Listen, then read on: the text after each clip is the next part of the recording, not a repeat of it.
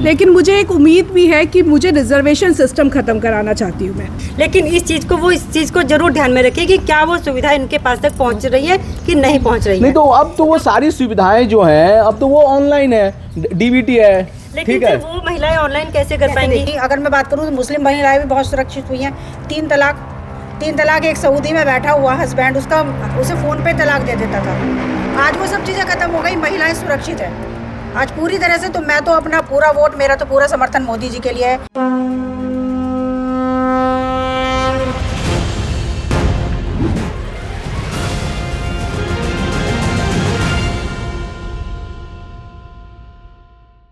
नमस्कार, मैं हूं प्रभास और आप देख रहे हैं हिंदुस्तान का स्पेशल चुनावी कवरेज सीरीज 24 का चौधरी कौन। हम 1 अप्रैल से पश्चिम उत्तर प्रदेश के अलग अलग जिलों में घूम रहे हैं, सभी वर्गों से समझने की कोशिश कर रहे हैं कि उनके मुद्दे क्या हैं, किस आधार पर वो वोट डालेंगे। आज उसी सीरीज में हम बिजनौर लोकसभा क्षेत्र की कुछ महिला मतदाताओं से बात करेंगे और समझेंगे कि वो जब वोट करती हैं तो किस आधार पर वोट करती हैं, उनके मुद्दे क्या हैं, पॉलिटिकल पार्टियों से उनकी अपेक्षाएं क्या हैं। तो मैम, सबसे पहले आप अपना नाम बता दीजिए। मेरा नाम कविता शर्मा है। तो कविता जी, जब आप लोग वोट करती हैं तो उसका मुख्य आधार क्या होता है कि जो घर परिवार में बड़े बुजुर्ग बता देते हैं उस आधार पर वोट करती हैं या खुद डिसाइड करती हैं? नहीं सर, देखिए, नारी होने के नाते सबसे बड़ा हमारा मुद्दा होता है नारी सुरक्षा। और जब 2014 में मोदी जी इलेक्शन लड़ रहे थे तो उस समय हमें इतना नहीं पता था कि वो क्या हमें देंगे। तो मैंने उनका एक इंटरव्यू देखा था, वो आता है रजत शर्मा जी की, जो आपकी अदालत, उसमें गुजरात को रोल मॉडल माना ही जा रहा था। तो उन्होंने मोदी जी से पूछा था कि आप एक अच्छे प्रत्याशी क्यों हैं प्रधानमंत्री के। तो उन्होंने ये कहा था कि गुजरात एक रोल मॉडल है महिलाओं के लिए। आज गुजरात में एक 21 वर्ष की महिला को आप रात के 12 बजे 10 किलो सोना पहनाकर गुजरात की सड़कों पर छोड़ दो, कोई इसे रोक नहीं सकता। शायद इसी से मैं इंस्पायर हुई और मैंने मोदी जी को वोट दिया। और सच में अगर मैं कहूँ तो आज ये चीज़ हम अपने क्षेत्र में भी देख रहे हैं। आज पूरी तरह से नारी सुरक्षित है। बहुत सारे ऐसे उन्होंने स्कीम चलाई हैं, जैसे एंटी रोमियो स्कीम। आज लड़कियां सुरक्षित हैं। तो नारी सुरक्षा हमारा मेन मुद्दा है। मैं जो अगला सवाल पूछने जा रहा था उसका जवाब आपने पहले ही दे दिया कि मतलब पिछले 10 साल में केंद्र सरकार से और 7 साल में, जो पिछले 7 साढ़े 7 साल में क्या जो प्रदेश सरकार है उससे सुरक्षा को लेकर के आपकी अपेक्षाएं पूरी हो गई? क्योंकि स्थानीय स्तर पर सुरक्षा की जिम्मेदारी केंद्र सरकार की नहीं होती है, ये जो कानून व्यवस्था है वो प्रदेश सरकार का है। तो आप कह रही हैं कि आप लोग जिस अपेक्षा के साथ आप वोट किए हैं वो पूरा हो रहा है? हाँ जी सर, बिल्कुल पूरा हो रहा है। और अगर हम सरकार की योजनाओं की बात करें तो उसमें आप लोगों को लगता है कि जो तमाम योजनाएं बनती हैं सरकार के लिए उसमें आप लोगों को उचित प्रतिनिधित्व मिल रहा है? हाँ सर, बिल्कुल मिल रहा है। अगर हम सिर्फ मैं और की नहीं, अगर मैं बात करूँ तो मुस्लिम महिलाएं भी बहुत सुरक्षित हुई हैं। 3 तलाक एक सऊदी में बैठा हुआ हस्बैंड उसे फ़ोन पे तलाक दे देता था। आज वो सब चीज़ें खत्म हो गई, महिलाएं सुरक्षित है आज पूरी तरह से। तो मैं तो अपना पूरा वोट, मेरा तो पूरा समर्थन मोदी जी के लिए है। इसके अलावा उन्होंने देश के विकास के लिए बहुत सारे ऐसे कार्य किए। देखिए, चंद्रयान अगर हम देखें तो ऐसा उन्होंने एक से एक स्कीम चलाई है, और बेटी बचाओ बेटी पढ़ाओ, और इतनी स्कीम है। और सबसे बड़ा एग्जाम्पल तो कोविड-19। मतलब अच्छा, आपको लगता है कि कोविड-19 में सरकार ने बहुत अच्छा काम किया। उन लोगों को जिनकी आर्थिक स्थिति अच्छी नहीं थी उन्हें तो फ्री राशन मिला। जो स्त्रियां, उनको उज्ज्वला योजना के अंतर्गत सिलेंडर वगैरह मिले। तो मैं तो पूरी तरह से समर्थक हूँ मोदी सरकार की सर। अच्छा, चलिए ठीक है। नहीं, हम सबके पास आएंगे। ये कह रही हैं कि महिलाओं के लिए ये सरकार बहुत अच्छी है और तमाम तरह की जो योजनाएं आ रही हैं उससे वो संतुष्ट हैं। लेकिन क्या आपको लगता है कि कुछ और जो चीज़ है जो कर सकते थे, जो छूट रहा, वो करना चाहिए था? वो जो आपकी इच्छा हो कुछ वो बता दीजिएगा। पहले अपना नाम बता दीजिएगा। मेरा नाम सुमन रावत है जी। सुमन जी, और मैं कहना चाहती हूँ, मोदी जी का 9 साल का कार्यकाल है, हमारी जो वर्तमान सरकार जो भी चल रही है, तो मैं पूरी तरह से उससे सहमत हूँ। और आगे भी मुझे पूरी उम्मीद है कि जिस तरह से उन्होंने योजनाएं बनाई है वो आगे भी उसको जो है उसको कामयाब करेंगे। कोई खास महिला योजना जिससे आपको फायदा हुआ हो? महिला केंद्रित योजनाएं, सबसे पहला तो सुरक्षा वाला ही हो गया। महिला अगर वो सबके लिए, हाँ, वो सबके लिए, हाँ, ठीक है। उसके बाद उन्होंने जो है बेटी बचाओ, लड़कियों का लिंग अनुपात कितना गिर रहा है तो उस पर उन्होंने बहुत स्ट्रिक्टली अपना मतलब किया है कि बिल्कुल जो है भ्रूण परीक्षण को उन्होंने बिल्कुल बंद किया है। और किस तरह से लेकिन अनुपात जैसे इक्वल हुआ है तो ये भी बहुत बड़ी बात है। लेकिन भ्रूण परीक्षण तो अवैध देश में बहुत पहले से था। भ्रूण परीक्षण जो है वो अवैध कोई इस सरकार ने नहीं किया है। और इसके अलावा भी जैसे अब उज्ज्वला योजना इन्होंने चलाई, देखिए महिलाएं हमारे कितनी, गांव की महिलाएं कितनी परेशान थी, घरों में चूल्हे। अच्छा, आप लोगों में से कोई उज्ज्वला योजना की लाभार्थी है क्या? आप लोगों में से कोई?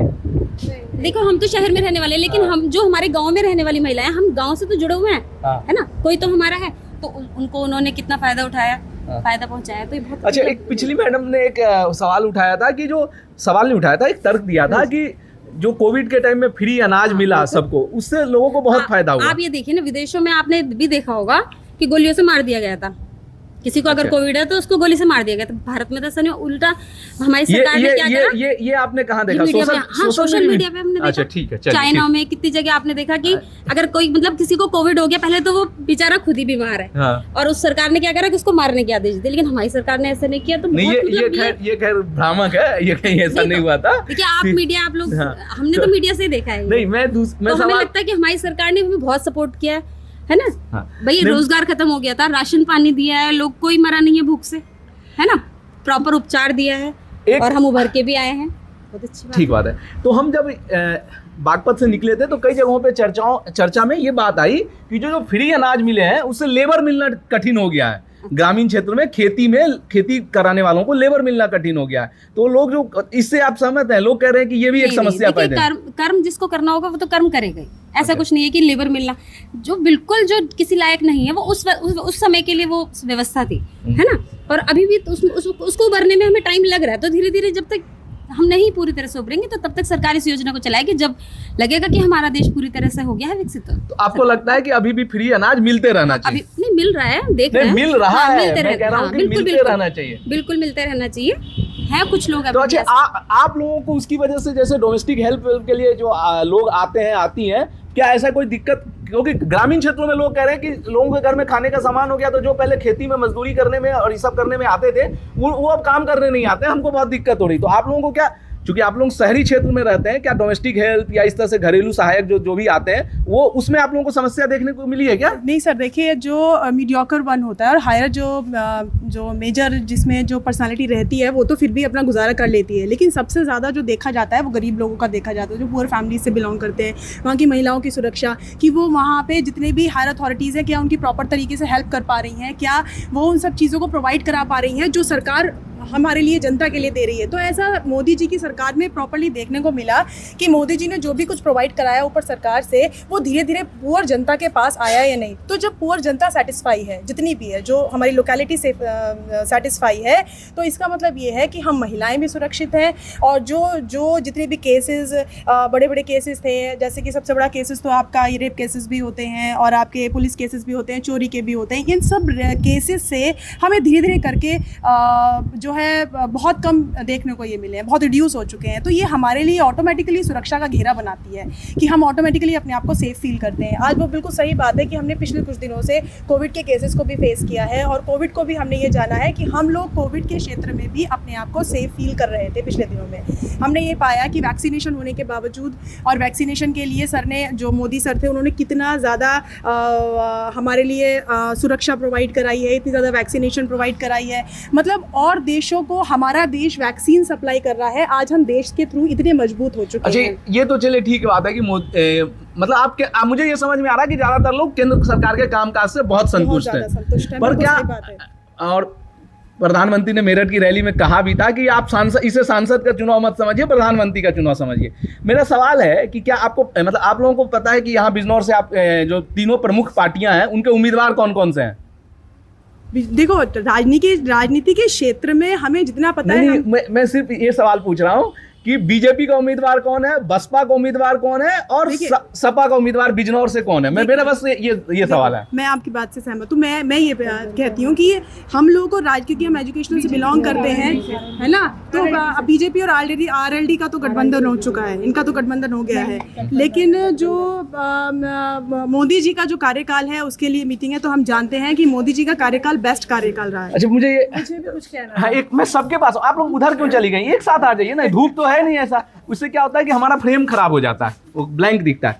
मुझे एक चीज मुझे ठीक से समझ में आ रहा है कि आप लोग सब प्रधानमंत्री के कामकाज से संतुष्ट हैं, मेरा सवाल सिर्फ इतना है कि क्या सांसद या विधायक जो होते हैं स्थानीय इलाकों में, वो अब क्या मजबूत नेतृत्व के सामने अप्रासंगिक हो गए हैं क्या? हम उनको ये तक नहीं देखते क्या कि मतलब सांसद का चुनाव कौन लड़ रहा है? मेरा बस ये सवाल है, आपके लिए वो मुद्दे गौन है कि सांसद का चुनाव कौन लड़ रहा है?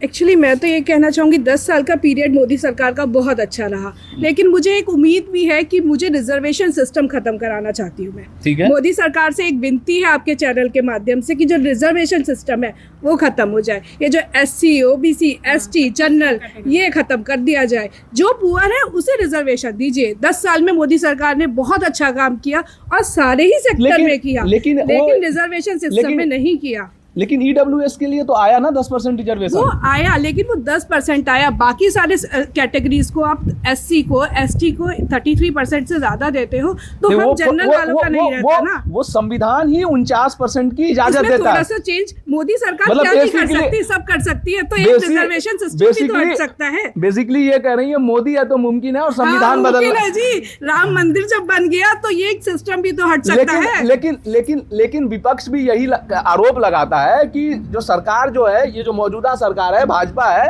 वो इस बार आएगी तो देश में संविधान बदलना चाहती है, संविधान को खत्म करना चाहती है और हो सकता है कि अगली बार से चुनाव ही ना। खत्म नहीं करना चाहती, खत्म तो नहीं कर सकती इसको, क्योंकि वो पहले से बना हुआ है। लेकिन हाँ, अगर उसमें किसी संशोधन की जरूरत है तो वो उसको जरूर करना चाहिए। और जैसे कि हमारा कश्मीर में हुआ है, चाहिए। कश्मीर का हुआ है, वहाँ पे जो धाराएं लगी हुई थी वो उन्होंने हटाई है। अनुच्छेद 370 की बात कर रहे हैं। 370 की बात कर रहे हैं, वो हटाया है, तो उससे वहाँ पे जो महिलाएं हैं वो भी आगे बढ़ सकती हैं।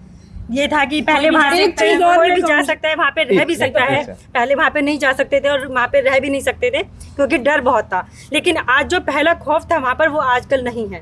लेकिन क्या लेकिन आपको ये नहीं लगता है कि जो हम इस चीज भारत में जाति अवधारणा को हम नकार नहीं सकते, और जो जाति पायदान पर निचले तबके पे थे उनके साथ आपको नहीं लगता कि कभी विभेद हुआ है, उनके साथ भेदभाव हुआ है? नहीं, ऐसा कभी भी नहीं हुआ है। और 400 पार तो इस बार भी जाएगी गवर्नमेंट। 400 पार इस बार भी जाएगी मतलब क्या? पिछली बार थोड़ी गई थी। नहीं, पिछली बार 352 सीट्स थी, लेकिन इस बार 400 पार 110% जाएगी।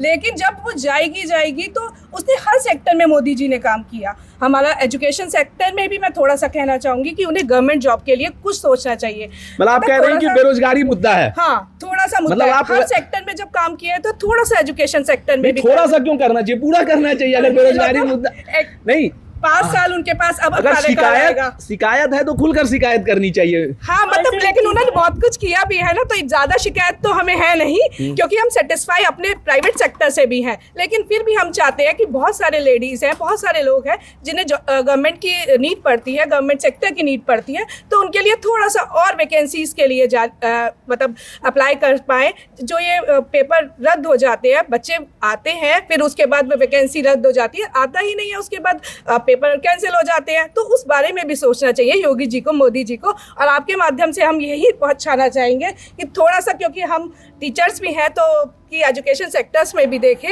और कुछ कॉन्स्टिट्यूशन में थोड़ा सा बदलाव करें, जिससे कि जनरल कैटेगरी को भी आगे बढ़ जाए। जनरल कैटेगरी जो अब तक नहीं आ पा रही है, उनको भी जॉब मिले गवर्नमेंट सेक्टर में। और सर एक चीज़ और है, जैसे कि उन्होंने जो हमारे गांव में, ग्रामीण क्षेत्र में कम पढ़ी लिखी महिलाएं, उन्होंने बहुत सारी स्कीमें उनके लिए चला रखी है। जैसे सिलाई मशीन योजना थी, और अभी एक और है कि उनको 5 लाख रुपए तक का लोन दिया जाएगा, जिससे वो अपना कुछ कारोबार शुरू कर सके।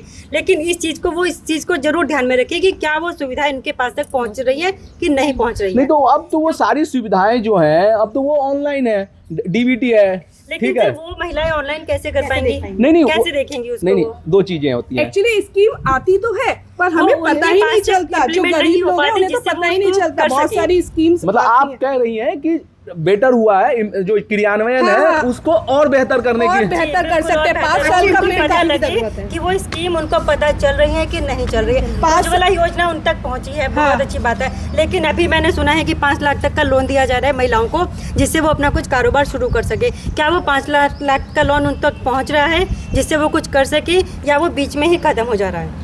देखिए ये सारी बीच चीजें में अब खत्म नहीं हो सकता है, क्योंकि वो आधार लिंक्ड और बैंक अकाउंट में जाता है, तो खैर किसी लेकिन उसका एक रास्ता बात भी तो उसमें उनको ये है, बताना चाहिए उन्होंने कि बहुत हाँ, सारी कैसे चीजें वो आधार जा से रही है लिंक वहाँ तो करी है, ये कंफर्म है, लेकिन वो जो आधार है जरूरी नहीं है कि वो छोटे वर्ग के लोगों के लिए, जो नीडी है उन्हीं के लिए है। बहुत सारे लोग, मेरे खुद के नोन है मेरे, जो क्या कहते हैं वो चीज़ों को डिजर्व नहीं करते, जैसे उज्ज्वला योजना बता रहे हैं बहुत, लेकिन क्या कहते हैं वो बड़े ही लोगों ने लिए, छोटे लोगों के पास तो गए नहीं जो सच में ही उसके नीडी थे।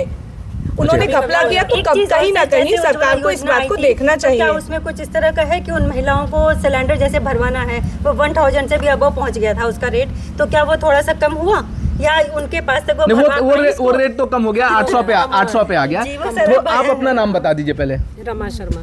तो रमा जी, ये तो सब लोग मतलब मोदी योगी कर रही है। मैं भी पूरी समर्थक हूँ। अच्छा, Fully- मतलब यहाँ ऐसा तो नहीं कि सब लोग भाजपा कार्यकर्ता हैं? नहीं, हम भाजपा के शिक्षक के समर्थक हैं। अच्छा, आप समर्थक हैं। पूरी तो- तरह भाजपा के लिए वोट अच्छा, देंगे। ये आप थोड़ा इन सब से लगता है जैसा कि आपने थोड़ी ज्यादा दुनिया देखी है, ठीक है? तो नहीं, मैं की वजह से कह रहे हैं। नहीं, मैं एज पे कमेंट नहीं कर सकता, मैं उसको दूसरे शब्दों में कह रहा हूँ, तो मैं अनुभव के शब्दों में कह रहा हूँ। तो आपको ऐसा क्यों लगता है कि जो पिछले 7 साल की सरकार और 10 साल की सरकार पिछली कई सरकारों से बेहतर है और आप लोग इसको इतना सपोर्ट कर रहे हैं? इसकी कोई खास वजह है? ये कहने वाली बात ही नहीं है, वाकई में ये बेहतर है पिछली सरकारों से। मतलब ये क्योंकि बहुत सारे कार्य हुए हैं महिला सशक्तिकरण के लिए, महिलाओं के लिए, युवाओं के लिए, बेरोजगारी को भी बहुत दूर किया गया है, काफी चीजें बहुत इम्प्रूव हुई हैं। लेकिन बेरोजगारी का जो आंकड़ा improve हुई है, है। बेरोजगारी का जो आंकड़ा हाँ, है, वो बेरोजगारी दूर करने की बात को मतलब वेरीफाई नहीं कर रहा है। नहीं, काफी इम्प्रूव हुआ है, काफी लोगों को रोजगार मिले हैं, लेकिन अभी पूरी तरह नहीं कहा जा सकता कि सभी को मिले हैं। 100% नहीं, 100% नहीं कहा जा सकता। अभी भी उसमें काफी लोगों एक को सेकंड, मिले मैं हैं। आता हूँ।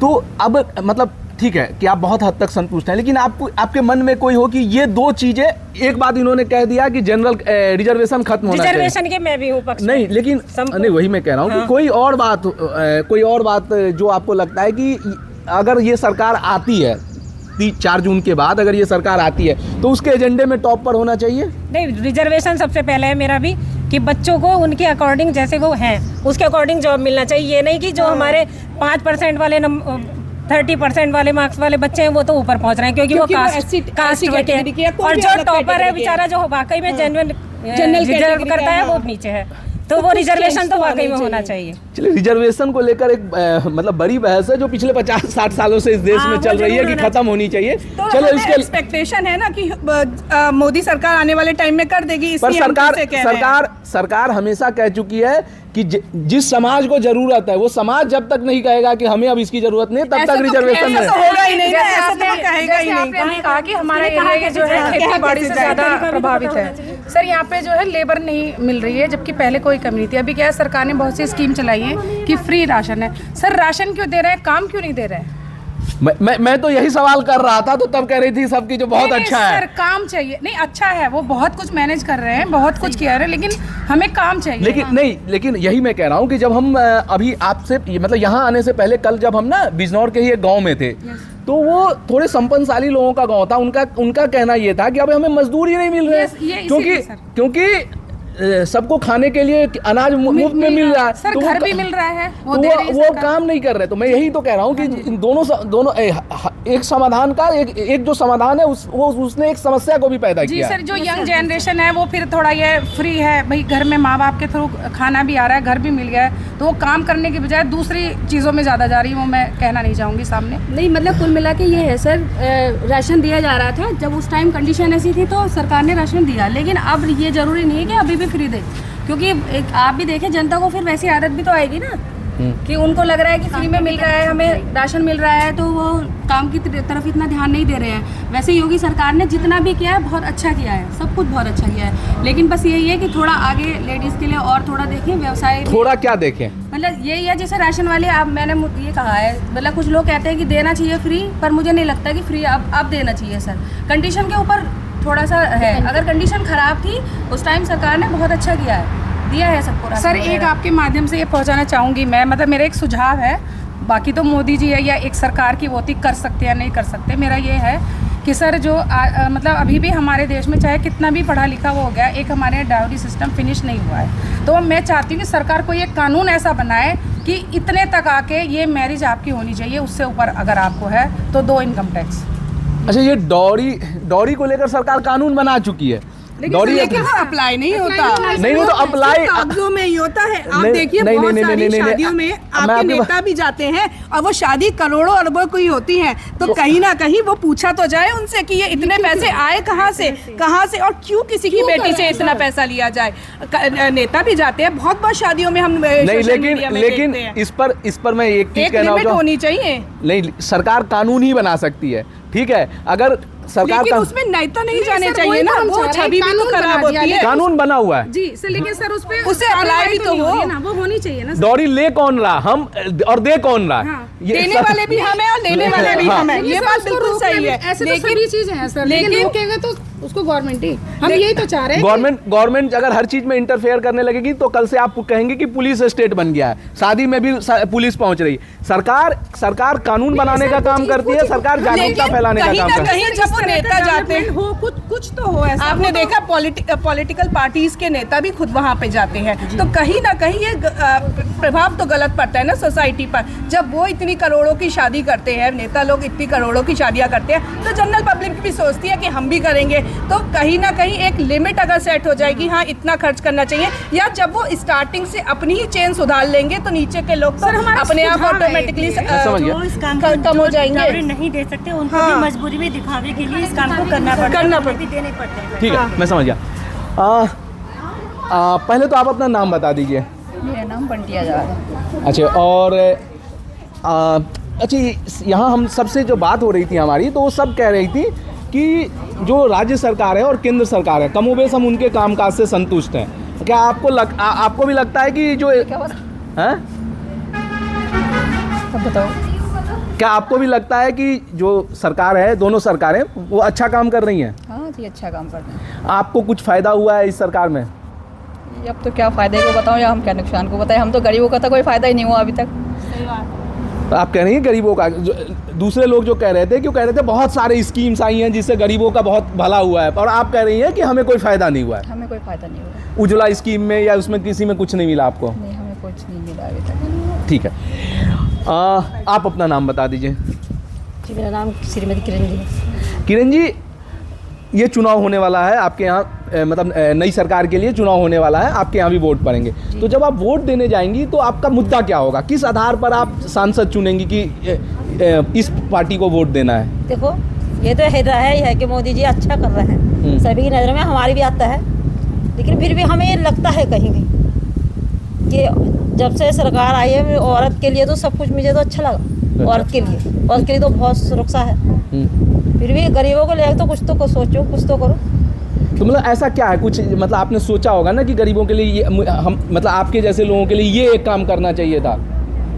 जैसे यहाँ रोजगार नहीं है, सबसे पहली बात, और महिला भी बहुत परेशान से दिक्कत से गुजरती है रोजगार के लिए, तो रोजगार तो होना ही चाहिए। अच्छा, जो फ्री अनाज स्कीम है, जो हर घर में जो बीपीएल परिवार के लोगों को फ्री अनाज मिलता है, सर फ्री अनाज से तो देखो, अनाज से ही सब कुछ नहीं होता, पैसा भी चाहिए। नहीं, मैं एग्री करता हूँ, मैं वही कह रहा हूँ, वो आप लोगों को मिल पाता है? वो तो मिलता है, हाँ। ठीक है। और कोई जो मतलब चलिए, तो ये हम बिजनौर शहर क्षेत्र की कुछ महिला मतदाताओं से हमने बात की और समझा उनके मुद्दों को। ये एक बात साफ उभर कर सामने आ रही है कि ज़्यादातर लोग इस सरकार के जो सुरक्षा को लेकर जो कामकाज है उससे संतुष्ट हैं, पर कुछ जो आउट ऑफ बॉक्स आइडिया जिसको कह सकते हैं कि कुछ लोगों ने सुझाव दिया कि रिजर्वेशन पूरी तरह से खत्म हो जाना चाहिए। बहरहाल मतलब अभी जो संविधान का जो एक दायरा है उसमें ऐसा संभव लगता नहीं है, और मुझे लगता भी नहीं है कि सरकार के एजेंडे में ये चीज़ होगी। पर एनीवे, हम देखते हैं कि 4 जून को इन महिलाओं का मत किनके पाले में जाता है और क्या कोई बदलाव आता है या स्थिति यथावत रहती है। आप लाइव हिंदुस्तान के साथ बने रहिए, हम आपको अलग अलग लोकसभा क्षेत्र में ले जाएंगे और समझाने की कोशिश करेंगे कि उन लोगों के मुद्दे क्या हैं।